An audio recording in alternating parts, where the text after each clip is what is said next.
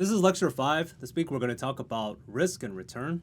So we've been talking a lot about risk in this class already, right? But it's something that sort of exists in the background that we really haven't engaged directly with. And so we know that risk is a very important factor in determining asset returns. Generally speaking, the more risk that investors are exposed to, the higher the return that they're going to demand. So there's a couple of questions we want to ask. First is, how do we actually measure risk? Right? We've been talking about risk as something that exists. We don't like it, but how do we measure how much risk there is in a particular asset? And then second, how do we measure investors' attitudes toward risk? So if we look at this chart, we can see very clearly that stocks have a much higher return than treasury bills and treasury bonds. But you can look at the shape of the line. The shape of the treasury bond line is pretty nice and smooth, whereas the shape of the stock line is very squiggly. So just by looking at this picture, you can see that while the performance of a stock portfolio is a lot more volatile, over the long term, especially when you take into account the compounding effects of returns, you can earn a lot more by investing in risky assets. So we can see immediately what the trade-off is here, right? We're thinking about a trade-off between something that's safe but only gives you a low return versus something that's more risky, more variable, but gives you a higher return, especially in the long run. So this becomes even more prevalent if we adjust for inflation. So after adjusting for inflation, so now we're looking at the real portfolio value, what you can see is that if you invest in something safe like treasury bills, you gain almost nothing, even over an extremely long term. So in some sense, this informs us why studying risk is so necessary, right? Risk might be something that we don't like, that we try to avoid, but it's something that we need to engage with if we're going to try and earn any type of decent return from our investments. So any type of investment decision must consider how much risk is out there, how much risk we're willing to tolerate. Just putting all of your money into a safe asset is not the way to go. In order to think about the relationship between risk and return, we're going to define something called the risk premium. So if we want to look at the risk premium, we want to look at the difference between the return to an asset. So this is the asset return, and this is the risk-free rate. So how do we measure the risk-free rate? Well, we want to think about what type of return could you earn on a hypothetical risk-free security? Unfortunately, there's no such thing as a true risk-free security in the actual market, so we look at the closest thing that we can come to that, which is something like a short-term T-bill, something like a 3-month treasury bill.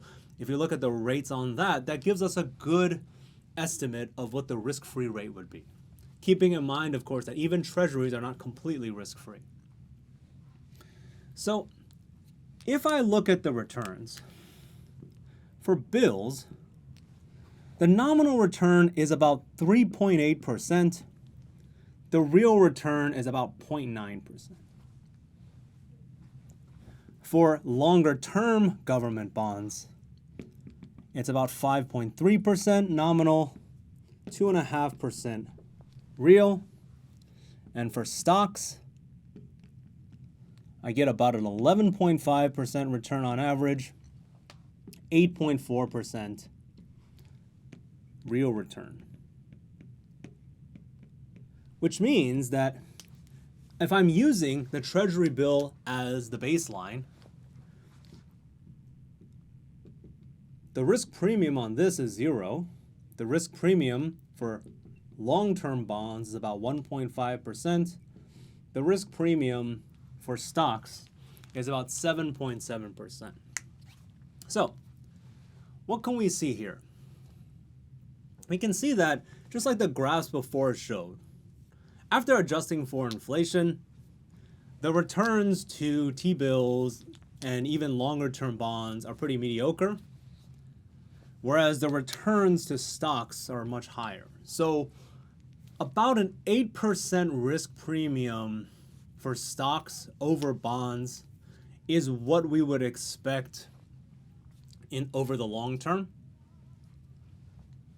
And so this reinforces what we were talking about before, right? That while, of course, all of us would like to be able to invest in a portfolio where we could get high returns every year without having to deal with risk at all, this is not an option, right? This is not something that's going to exist. If we want higher returns, we must expose ourselves to risk.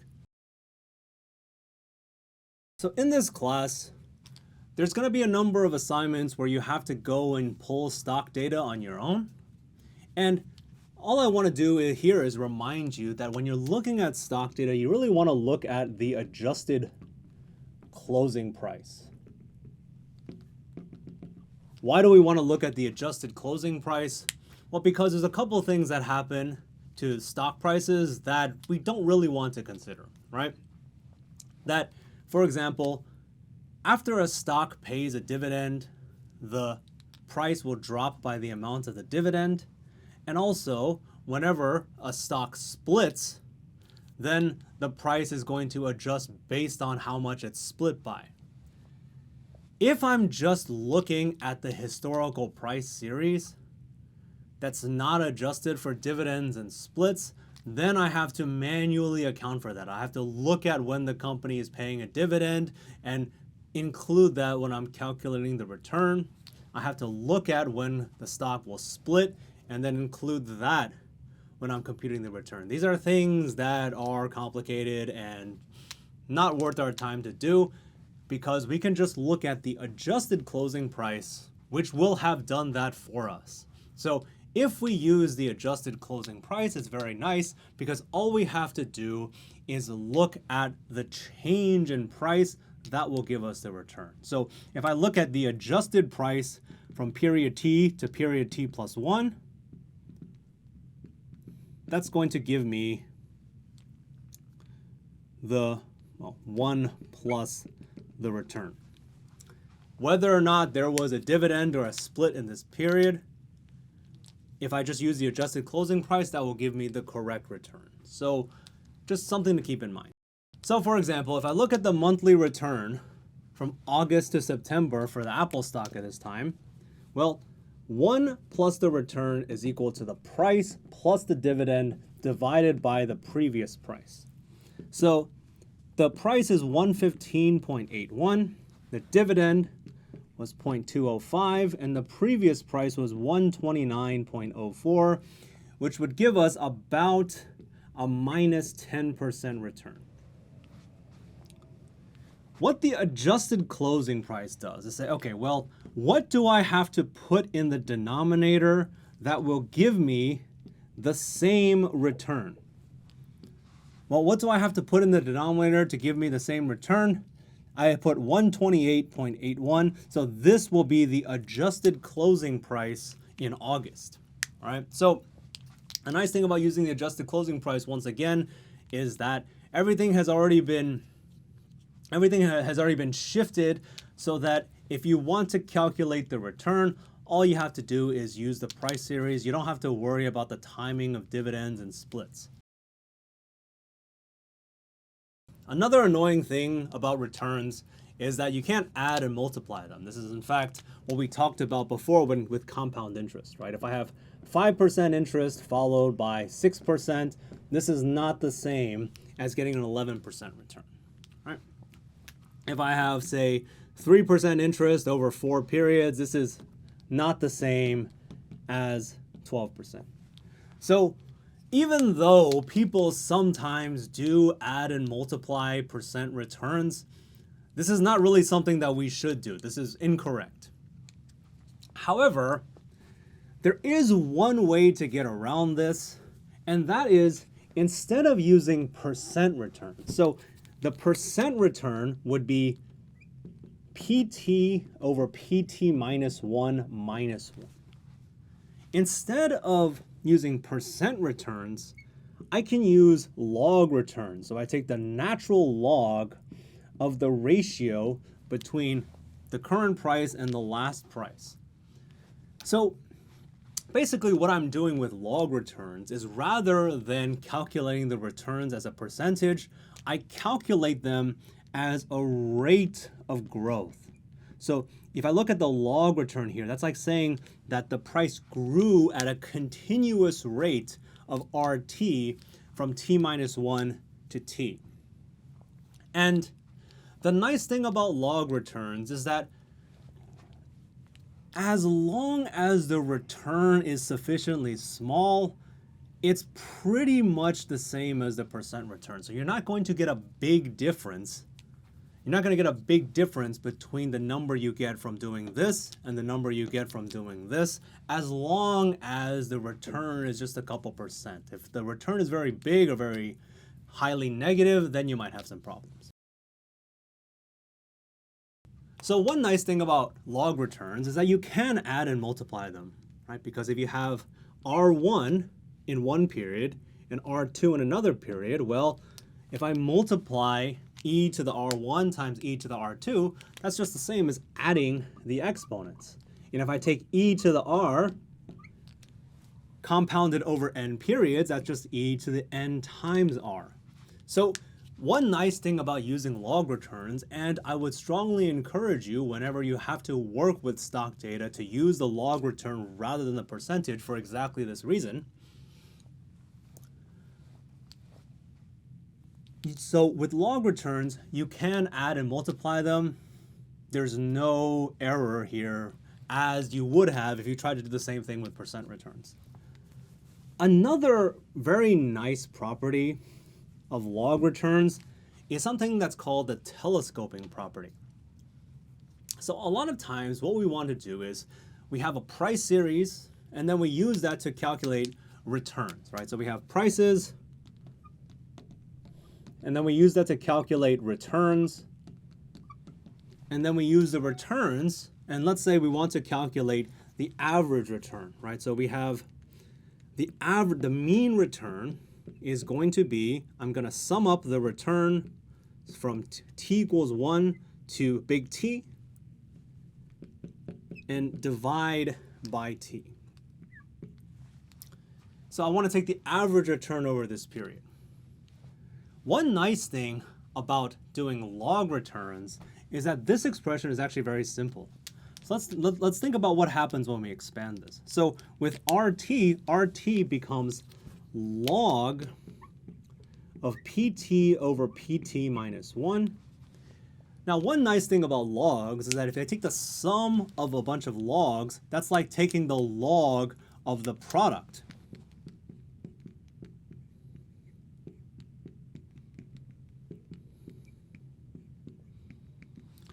So I have this product here.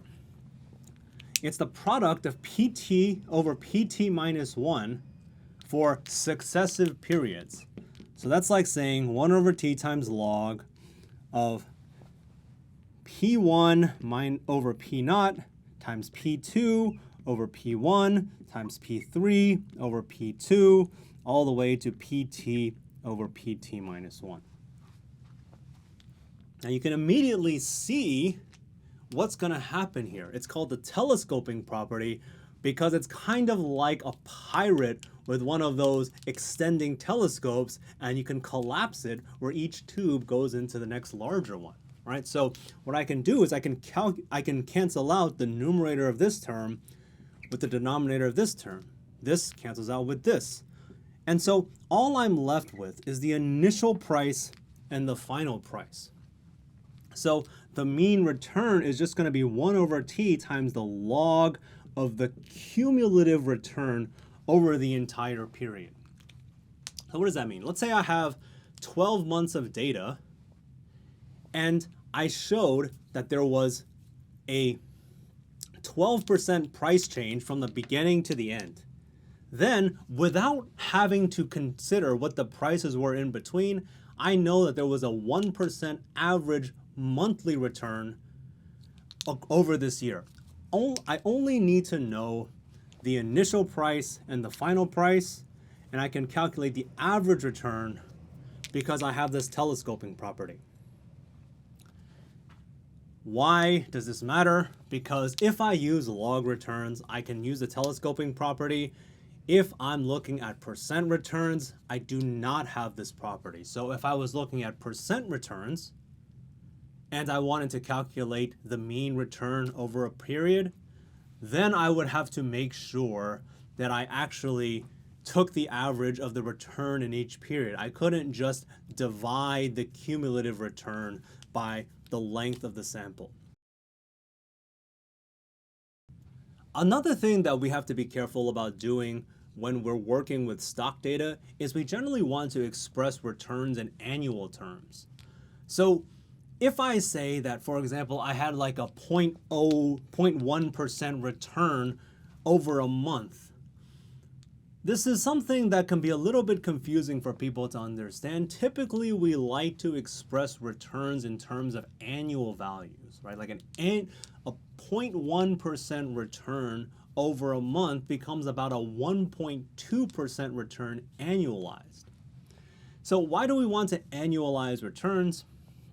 Well, if I want to think about what the yearly return is, and I actually look at data from year to year, I'm restricted in how big of a sample I can get, right? If I only collect annual data, then I'm going to have a small sample size because yes, I could look at like a 50-year sample, but if I'm looking at a stock over 50 years, I'm not really looking at the same thing at the beginning and end of the sample, right? So if I'm just looking at annual data, that's not going to give me a very big sample unless I'm willing to accept looking over such a long time horizon that things will have changed by then.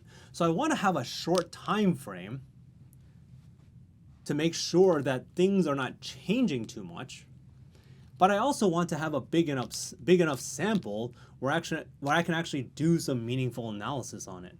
So what I would do is I would collect data at a higher frequency, maybe get quarterly or monthly or even daily data.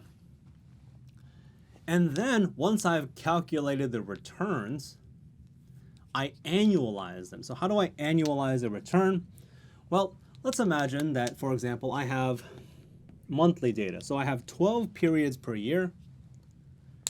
And so I have a return of RT in period T. And so if I want to convert that to an annual value, I say, well, what if I assumed that I had RT return per month for 12 consecutive months? So I just take this to the power n, and because I'm using log returns, annualizing just requires me to multiply the return by n. That's very simple. And likewise, if I want to look at the mean annualized return, all I would have to do is multiply the mean by n, right? Because if all of the returns are being multiplied by 12, then the mean return is just multiplied by 12. So if I have a sample where the average monthly return is 0.1%, then I can say that, well, the annualized average monthly return is 1.2%. Very simple. And the reason I can do this is because, once again, I'm using log returns, not strictly percentages. If I were to use percent returns, I would not be able to do this, right? Because 1 plus RT to the n is not the same as 1 plus n times RT. So we talked about how we can get return data. We talked about how we can calculate means, and we talked about how we can convert those to annual values. Now let's talk a little bit about how we're going to measure risk. So one way of measuring risk is to look at the variability of the returns. And so to do this, we would compute the variance. So if I have a random variable x, the variance of x is equal to the expected value of x squared minus the expected value of x squared. If I have a sample of data, I can calculate the sample variance as the sum of squared deviations from the mean divided by the sample size minus 1. So if I have a sample of returns, I calculate the sum of squared deviations from the sample mean and divide by big T minus 1. The reason I have to have the minus 1 is because I need to adjust for the loss of 1 degree of freedom since I'm using the sample mean rather than the population mean. And the standard deviation is just going to be the square root of the variance. So variance has a couple of nice properties. If I have a random variable x and I want to multiply that variable by a constant k, and I want to calculate the variance of k times x, the variance of k times x is going to be k squared times the variance of x. So you can think about the mean being the first moment as a linear operator, and so the variance as the second moment is going to be a quadratic operator. If I scale x by a constant, the variance will be scaled by the square of that constant. A related but different identity is, let's imagine I have a sum of independent random variables. And so xi, these are all going to be iid, let's say, with mean mu I and variance sigma squared I. And so they all have the same variance, they all have the same distribution, and they're all independent, so they don't move together. If I want to find the variance of this sum, the variance of a sum of independent random variables is just going to be the sum of the variances. So this is only going to be true when the variables are independent. And because these things all have the same variance, this is just going to be equal to n, which is the number of them, times sigma squared x.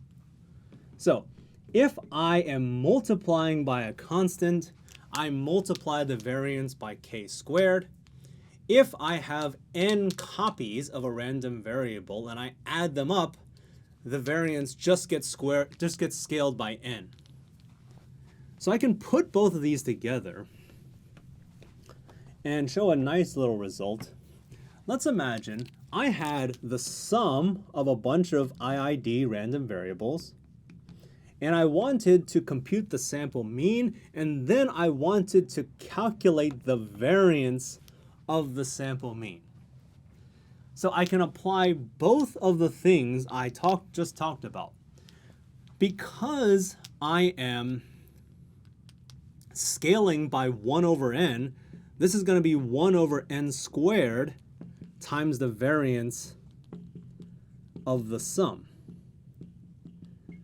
And if all of these xt's are IID independent, identically distributed random variables with the same variance, then scaling, adding up n of them, is going to scale the variance by n. So it's going to be n times the variance of x divided by n squared, or it's going to be sigma squared over n.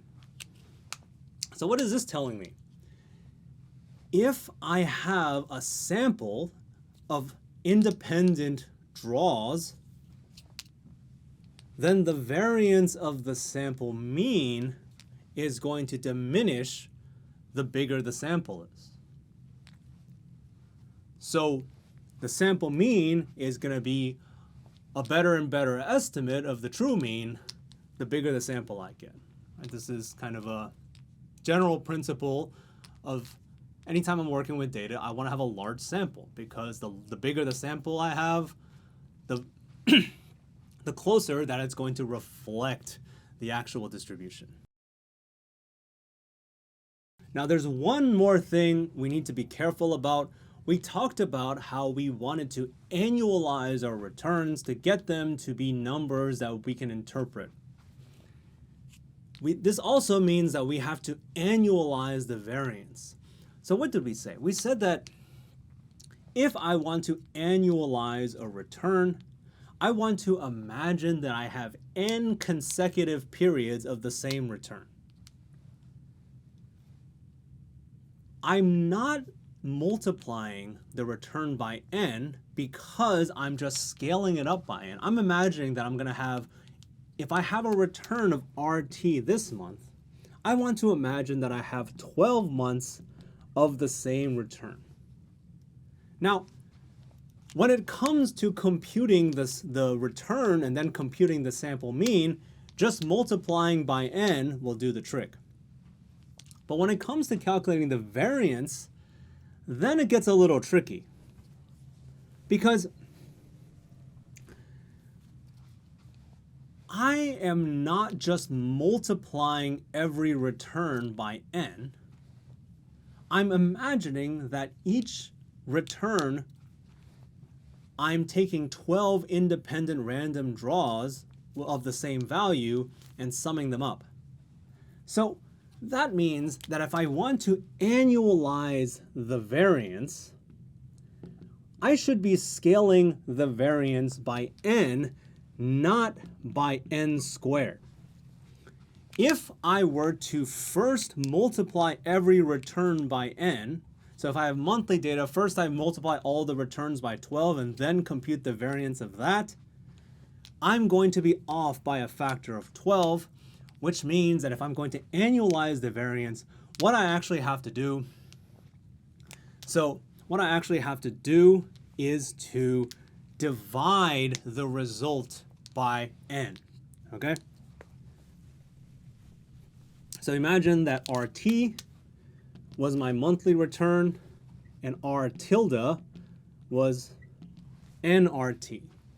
So this was the annualized return. If I compute the variance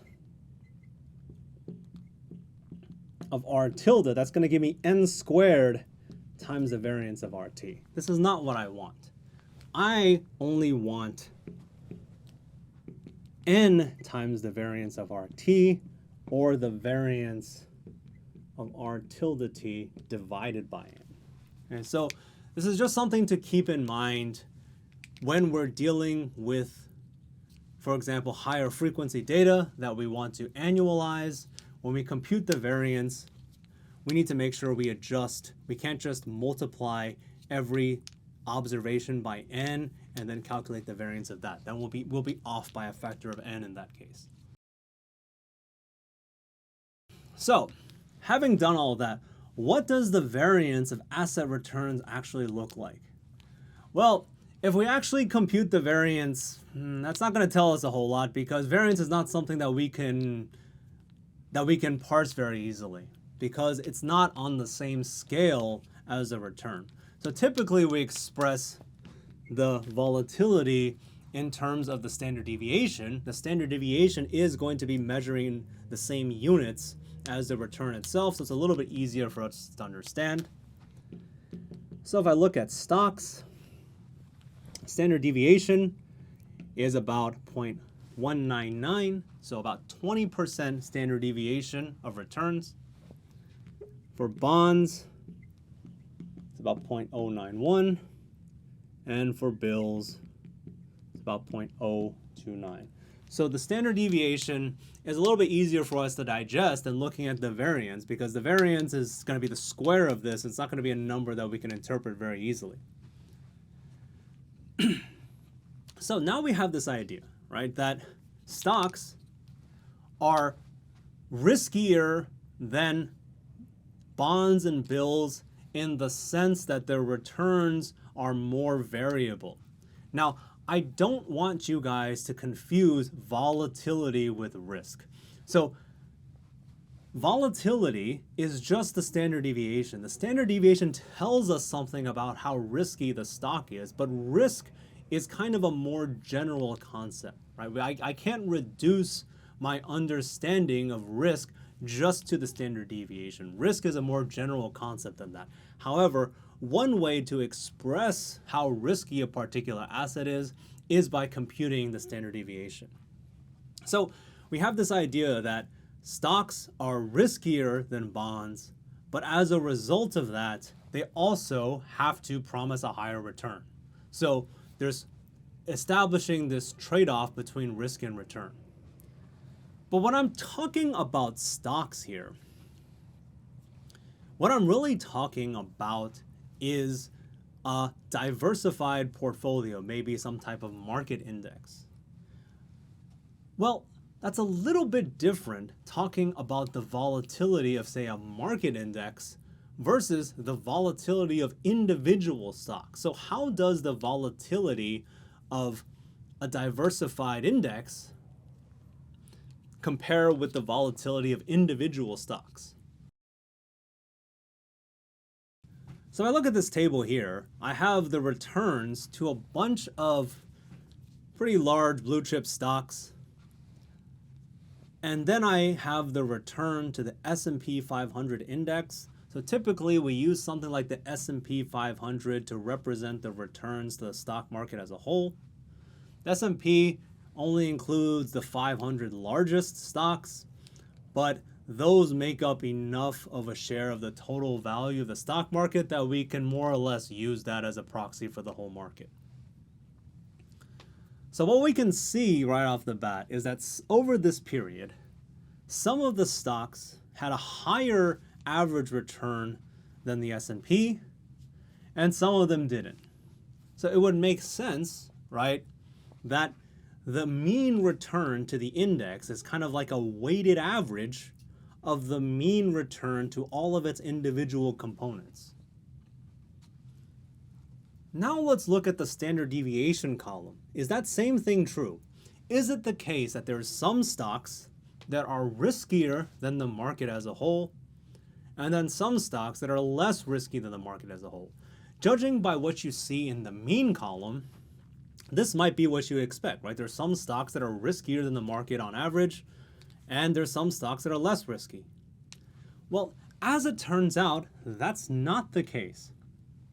If you look at the standard deviation column, every single one of these stocks has a higher standard deviation than the market as a whole does.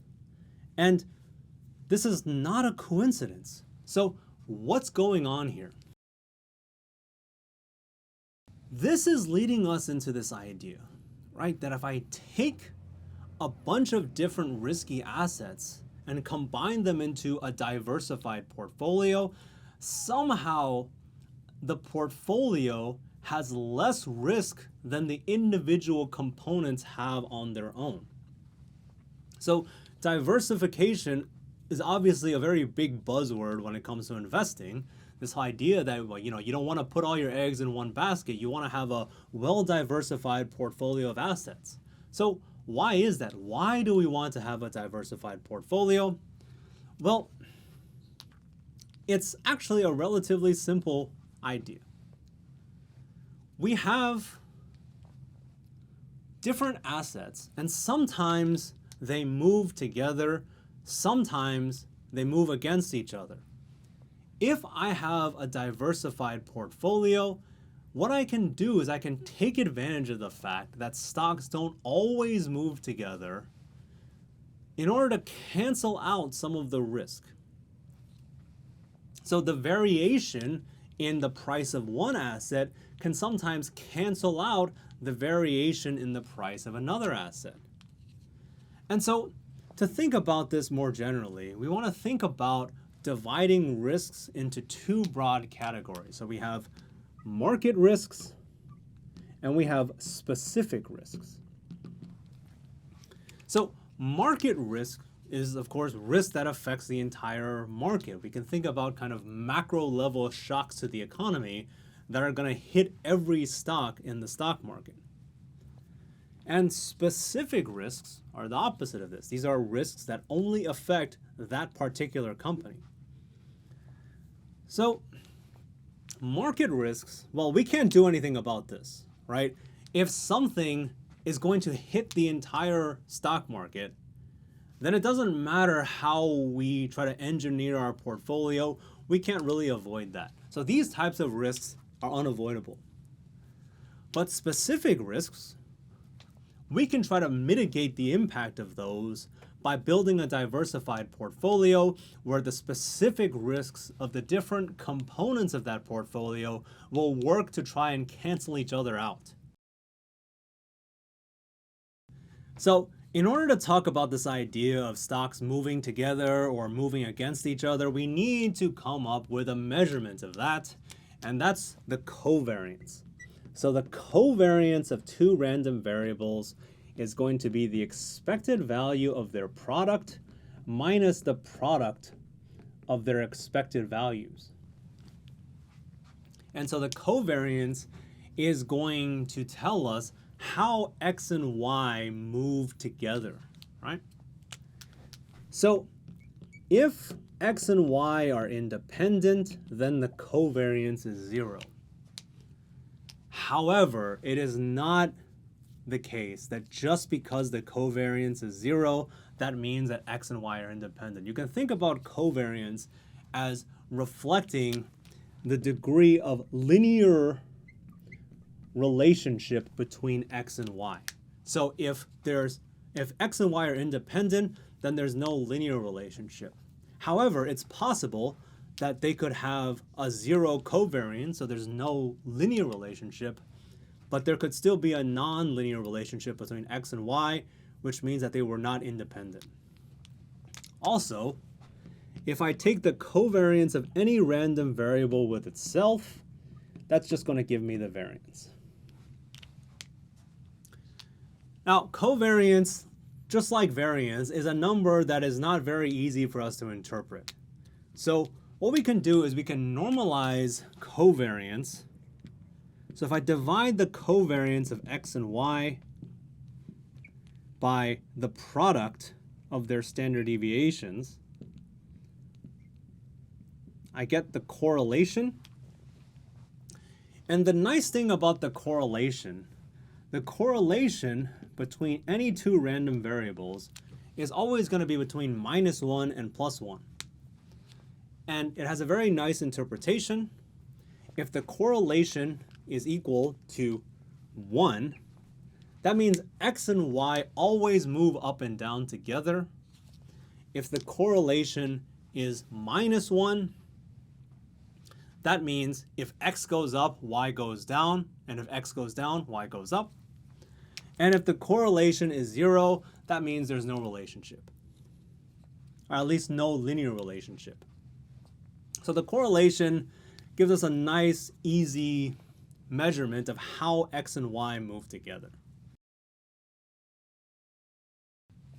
So we said before that if X and Y were independent, then the variance of X plus Y was just equal to the variance of X plus the variance of Y. But this is only true if X and Y are independent. If they're not independent, then things get a little bit more complicated.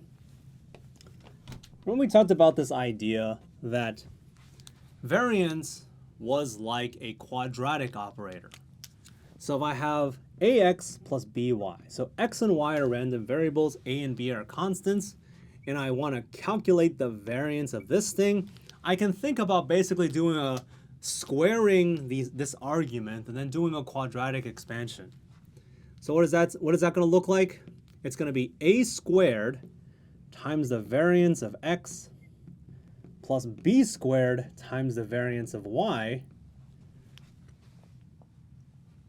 Remember from algebra, if I'm doing a quadratic polynomial, I also have this cross term that I have to think about, right? I have 2 times AB, and what am I going to multiply 2AB by? I'm going to multiply that by the covariance of X and Y. So it's going to be A squared sigma squared X plus B squared sigma squared Y plus 2AB sigma squared XY. Now, we can do one more thing with this, where if we have this covariance, we can expand that some more to be equal to the correlation times sigma x sigma y. So now, if it were the case that x and y were perfectly correlated, right? Rho was equal to 1. So rho equals 1 means they always move up and down together. Then this whole expression becomes the variance of ax plus by is equal to a squared, variance of x, plus b squared, variance of y, plus 2ab, and because rho is 1, sigma x times sigma y. And what we can do is we can just see that this is equal to the square of a sigma x plus b sigma y. So what does that mean? That means that the standard deviation of ax plus by is going to be linear. So standard deviation is a linear operator only if the two random variables are perfectly correlated. But in general, rho is less than or equal to 1, which means all of these become less than or equal. So what does that mean? Standard deviation is a sublinear operator. The standard deviation is always going to be less than or equal to the standard deviation of a linear expression is always going to be less than or equal to the weighted sum of the standard deviations of the components. So what does that mean for us? If we have a bunch of different stock returns, and for example, we want to calculate the portfolio standard deviation, the portfolio standard deviation is less than or equal to the weighted average of the individual stock standard deviations. So when it comes to diversification, what does that mean? That means that effectively every stock we add to our portfolio is going to more or less reduce the overall risk, right? Because every new stock is going to reduce the portfolio risk because I have this benefit from diversification, right? It's not going to move in lockstep with the stocks that are already in my portfolio. So the more stocks I add to the portfolio, the lower the portfolio risk. However, there's always going to be diminishing returns to this, right? Each individual stock is going to reduce the portfolio risk by less and less, and eventually I get to a point where I can't benefit anymore from diversification. So why is that? Because I'm dealing with two types of risk here. I'm dealing with specific risk and I'm dealing with market risk. So specific risk I can deal with by diversifying it away, but market risk, well, market risk hits every potential stock that I could be investing in. So I can put as many stocks in my portfolio as I want, but market risk is going to affect all of them. So what this is saying is that I can reduce my portfolio risk by diversifying, but there's a limit to that. There's a limit to that because I have market risk which cannot be diversified away. So if we want to calculate the variance of our portfolio, what we can do is, well, we have Ri. This is going to be the return to stock I, and lambda I is going to be the portfolio weight. So this is the percentage of our wealth that we're going to invest in stock I, and I is going to go from 1 to n. The variance of our portfolio, so the variance, the return to our portfolio is going to be the sum from 1 to n of lambda I times Ri. And to get the variance of our portfolio, we're going to take the double sum. So I from 1 to n, j from 1 to n, times lambda I, lambda j, sigma squared ij. Or you can think about this as we take the variance covariance matrix of the stock returns, and then we pre and post multiply that by the vector representing the portfolio weights. I'm not going to show that here, but we can compute the portfolio variance by taking this double sum here. So we have this idea that we want to have a diversified portfolio. We don't want to put all of our eggs in one basket. We want to invest in a bunch of different stocks to try and reduce the specific risk that we face. This can get pretty complicated because we could potentially be thinking about constructing a portfolio consisting of hundreds or thousands of stocks, and this is pretty tiresome if we're trying to construct a portfolio ourselves. So generally speaking, what we want to do if we want to invest in a diversified portfolio is just invest in some sort of market index, right? We want to just buy the market. So we can invest in, for example, an S&P 500 index fund. And so when we want to think about asset pricing, we want to imagine that everybody is holding a well-diversified portfolio. Why?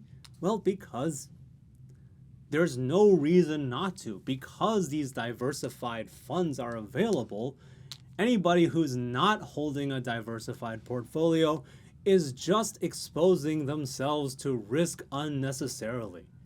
So when we're trying to figure out what the prices of different assets are, we want to think about not how much risk they have on their own, but rather we want to think about, well, if I have a stock, what is the contribution of that stock to the risk of a well-diversified portfolio? If I take a stock and I add it to a well-diversified portfolio, how much risk does that contribute? That's going to be a more meaningful estimate of how much risk an investor in this stock is going to face, rather than considering all of the risk in the stock, because some of that is stuff that we can diversify away and we should not try to price in. So we're going to let Ri be the return to stock I, and we're going to let T be the period. And then we're going to look at, well, how does the return to stock I relate to the return of the market? So for example, we might look at the return to the S&P 500. So we're going to call that RMT. So that's the market return at time t.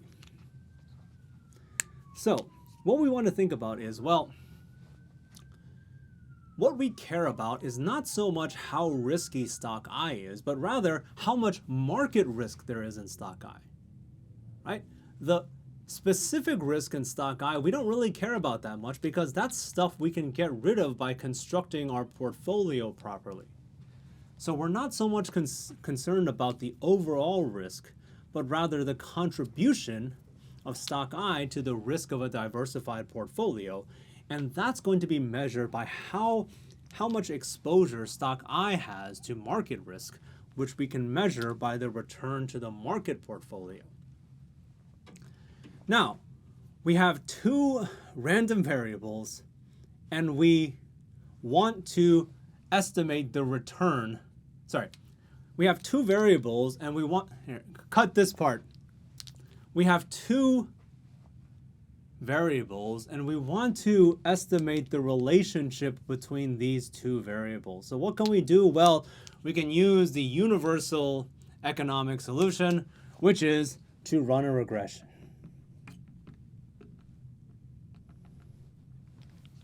So we have alpha, which is the constant, beta, which is the slope, and epsilon, which is our error term.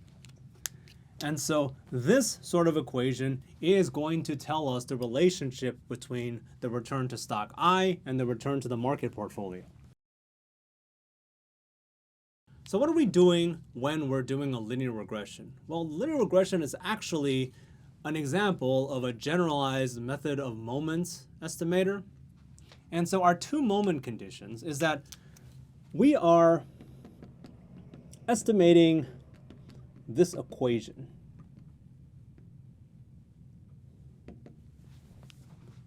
And what we want is we want the error term, we want that to be mean 0. So the error term is going to be Ri minus alpha I minus beta I Rm. And we also want the error term to be orthogonal to our regressor, Rm. So we want the expected value of Rm times all this stuff to also be equal to 0. So these are our two moment conditions. We want the error to be mean 0 and the error to be orthogonal to the regressor. Right? Because any variation in Ri that can be explained by variation in Rm, we want to include that as part of this coefficient beta. We're only leaving in the error term all of the variation that can't be explained by our regressor. So what we can do is we can use these two moment conditions and derive expressions for these two coefficients alpha and beta. So if I look at this first equation, I can rearrange this equation to give me alpha I is equal to the expected value of Ri minus beta I times the expected value of Rm. And then what I can do is I can take this whole expression and plug it in here. What I'm going to end up getting is that beta I is going to be equal to the expected value of Ri times Rm minus the expected value of Ri times the expected value of Rm divided by the expected value of Rm squared minus the expected value of Rm squared. So beta I is going to be equal to the covariance of Ri and Rm divided by the variance of Rm. And then I can plug this expression in for beta here, and I'm going to get an expression for alpha, which is the expected value of Ri minus beta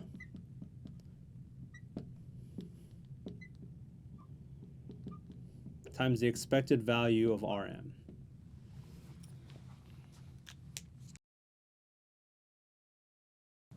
So we have this equation that the expected value of stock I's return conditional on Rm is equal to alpha plus beta I times Rm.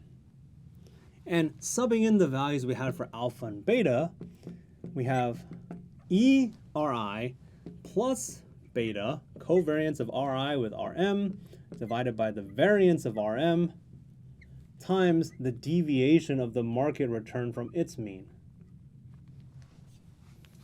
So what I can see here is that beta is going to be the sensitivity of stock I to fluctuations in the market return. So basically, for every 1% that the market return goes up, stock I's return is going to go up by beta percent on average. So this beta is going to represent the sensitivity of stock I to fluctuations in the market. And that's really what we care about, right? Because like we said, diversification takes care of specific risk. So all that really matters, the only risk that should be priced in is the sensitivity to market risk. How much does a shock that hits the whole market affect stock I? That's what beta is measuring. And if we can compute the beta for an individual stock, we can also compute the beta to a portfolio. So we have these individual stock returns. Lambda I is going to be our portfolio weights, And the weighted sum is going to be the portfolio return. And the portfolio beta is just going to be the covariance of this portfolio return, RP with RM, divided by the variance of RM. But of course, we can plug in this whole thing for RP. Now, covariance is a quadratic operator, but it's linear in each of its arguments. So this covariance is just going to be the sum, the weighted sum of lambda I times the covariance of Ri with Rm. All this is still divided by the variance of Rm. This is equal to beta I. So the portfolio beta is also going to be the weighted sum of the individual stock betas. So we have this idea, right? We have this idea that beta, which is the coefficient we get by regressing the return to a stock on the market return, is going to measure the sensitivity of that stock to market risk. And then when we have a portfolio consisting of as many stocks as we want, we can compute the same measure, the same beta for the portfolio. And the portfolio beta is just going to be the weighted sum of the individual stock betas.